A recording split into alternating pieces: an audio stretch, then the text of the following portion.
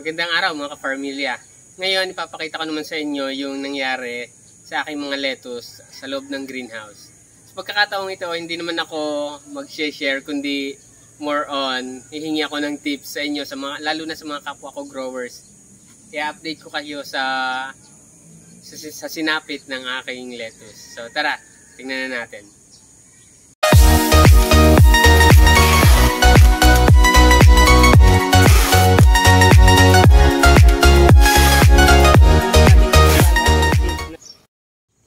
So ito yung nangyari sa lettucean ko.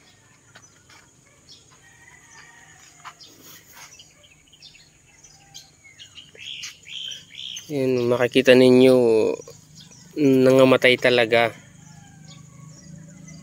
Bukod sa nawalan talaga rin ako ng time, kinulang ako mag-asikaso.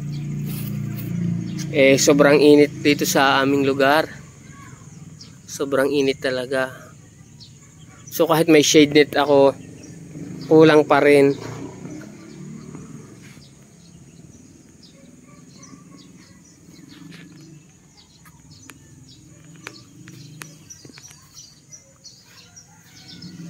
Yan, nakakalunos makita. Masakit sa puso panoorin kasi talagang gumastos rin naman tayo dito.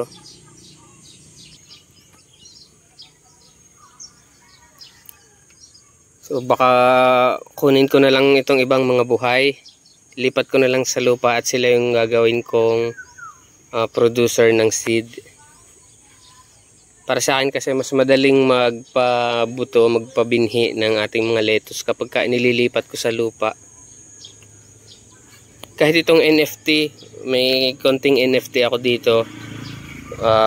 Ano talaga, hindi rin sila nakatuloy, namatay din sa sobrang init. Dito sa amin kasi pumapalo ng hanggang 40 o humihigit pa do sa kalapit na lugar namin, 40 degrees. So mainit talaga.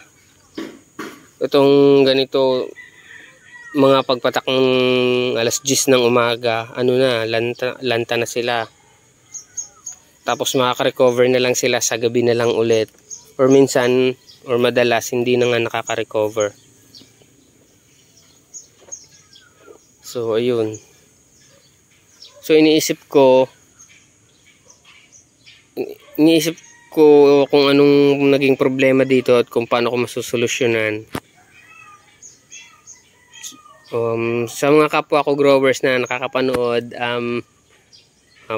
baka naman, ano kayo may isasuggest nyo? Baka may isasuggest kayo kung paano ko susolusyonan to. Iniisip ko, itong nasa gilid ko na mga nets, ito, iniisip kong tanggalin. Iniisip kong tanggalin na lang pansamantala habang sobrang init. Kaya lang, ang magiging problema siguro noon, mas malapit sa uod kasi malalapitan ng paru-paro na madali lang.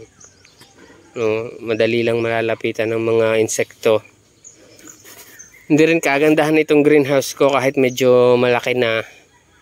Kasi mga DIY nga ako lang gumawa. Katulad nito, itong aking styro. Ito yung nahingi ko lang sa nagkakabit ng solar lights sa tabing highway. Sila yung pinaglagyan ng solar lights.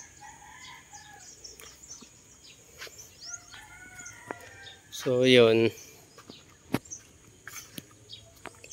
kahit itong buong greenhouse mag-isa ko lang itong ginawa, kaya hindi rin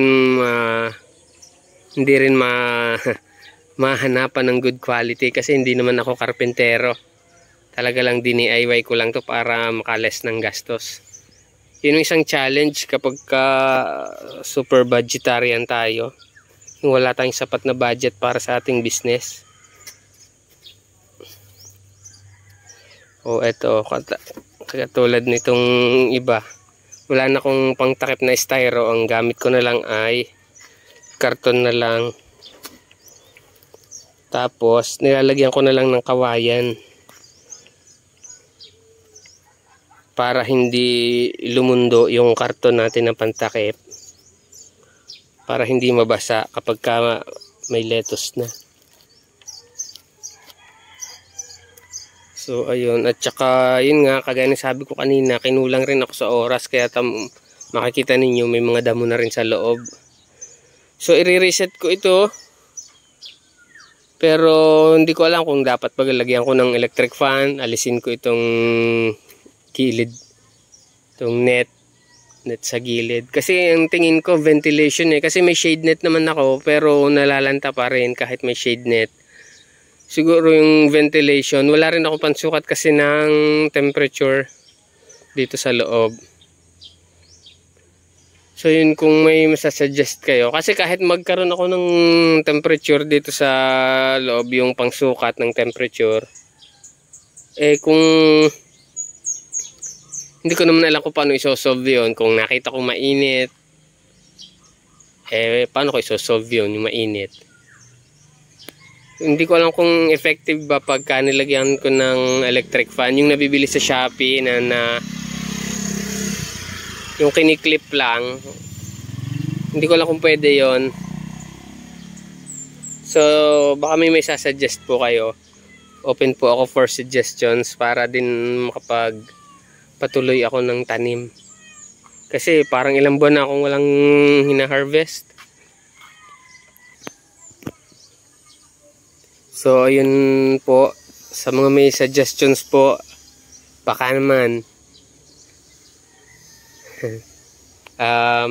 Ito ang kasya dito sa greenhouse ko, lahat-lahat 1,100 heads.